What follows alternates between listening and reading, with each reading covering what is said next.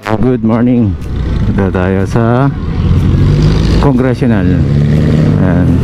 So pupunta muna tayo sa EDSA para may kunin kunin yung projector. Dadalhin ko po sa Caloocan dahil po gagamitin po yun sa wake ng aking tito. So yun, at tanda ako na mayroong butas dito, kaya dito tayo dadaan. Ayan ginagawa po dito bagal naman. May butas nga. Lumaki na talaga yung butas, literal. Ayan kaya siya lumulubog. Okay, so samahan nyo ako. Papunta po tayo sa EDSA. Tingnan natin ang situation, kung ano na ba ang kalagayan, kung marami na po bang naninita about sa electric bike or e-bike.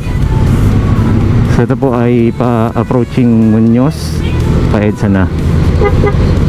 Bagal Okay, speed 2 tayo guys, kasi medyo yung oras pinagsisiksikan ko na naman po yung oras.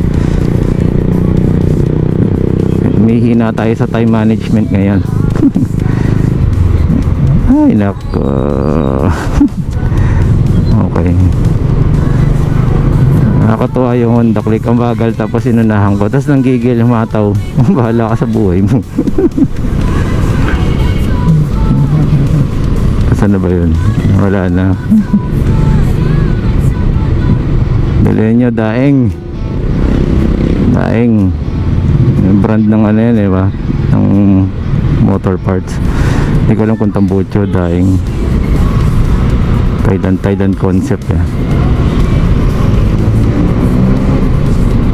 Okay, EDSA na po tayo guys. Teka, masyadong congested ang tayo, bagal. Kailangan natin umatak. Ayan. So ito yung nag-U-turn tayo madalas, di ba? Mapapansin niyo naman yan sa mga videos ko, kung kayo po ay nakakapanood talaga ng aking mga nagpo-post. So ngayon ang ating ang Facebook natin ay naka-restricted, no? Meron po kasing may nag-message na parang may violation daw yung page ko or yung Facebook ko. Tapos meron dong link. So in-screenshot ko, pinagtanong ko, hindi siya legit, pero Facebook ang nakalagay. Kaya nung in-screenshot ko, for awareness, pinost ko. Ayun lang. Ako yung napagkamalan na kumukuha ng data kasi nagbibigay ako ng ganong link or nakashare na link, pero hindi siya clickable kasi screenshot nga So yun yung ko. Kaya yung ating Facebook ay 1 month guys. Restricted. Noong nakaraan, tawag doon, sinuspend, pero na-retrieve naman dahil parang mali daw sila. Kaya aminado naman yung Meta nagkakamali sila sa ganun. Okay, so naka-U-turn na tayo. Dumaan na tayo sa dalawang double mic. So okay, so tayo, speed 2 na ulit. So mamaya pala babaybayin ko ang EDSA papuntang Pamonumento. Dadalhin ko yung projector. Okay, so bibilisan ko lang ng konti guys kasi yung oras nga. Pero huwag yung gagawin to kasi iba pa rin yung maaga kayo kaysa yung nag-aabol lagi kayo sa oras. So ako okay lang naman, chill lang, na may konting konting bira. So dito tayo maglilinya kasi dun sa kabila meron na ditong U-turn slot, kaya dapat stay on your lane, no?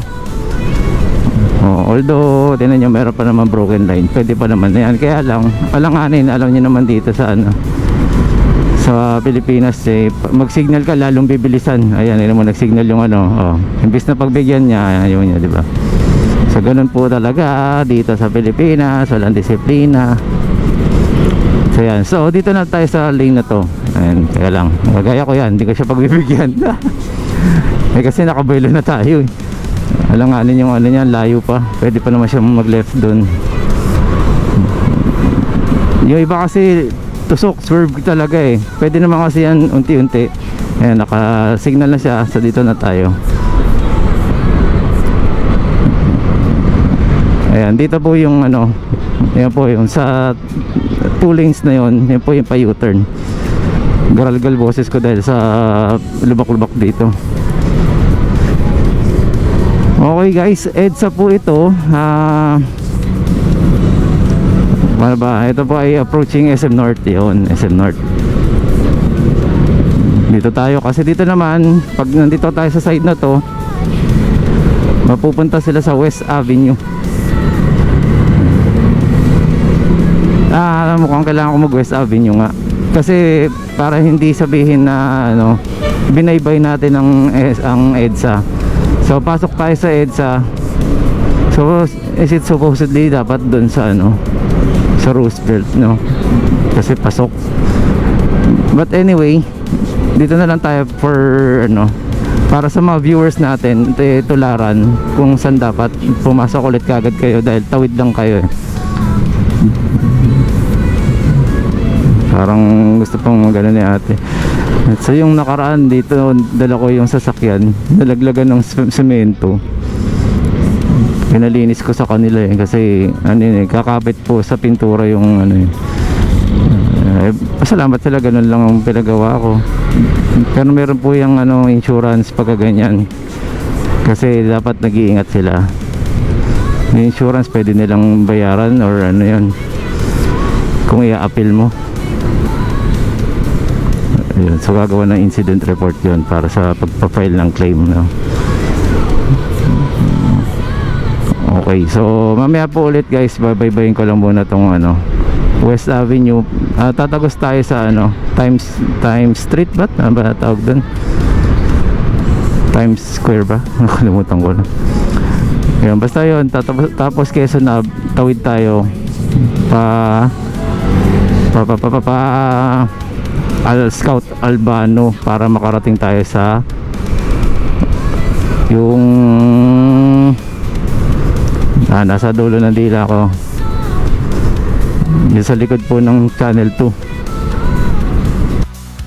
Okay, ayan, so nagpapa-stop na sila at nagpapagaw na dito. Okay, tawid po to, tawid. Dapat yun. Okay, so Panay, ayan guys, naalala ko na kasi nabasa ko na siya. So ito, tawid po para po sa Panay Avenue. So hindi na po tayo doon mag-EDSA, pwede na tayo sa loob, pero lalabas tayo ulit ng kalahati or maliit na portion sa EDSA. Hindi po dahil ano, dahil doon na lang po mas preferred ko duman dahil tinan niyo po, chill lang dito, di ba? NMAX.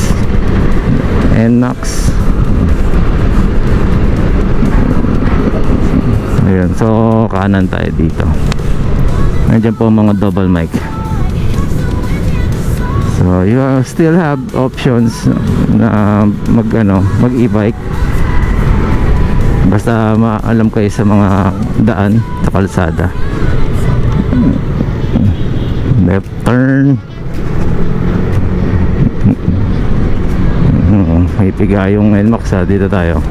Ano natin? Ay kaya lang paahon, tulugi tayo.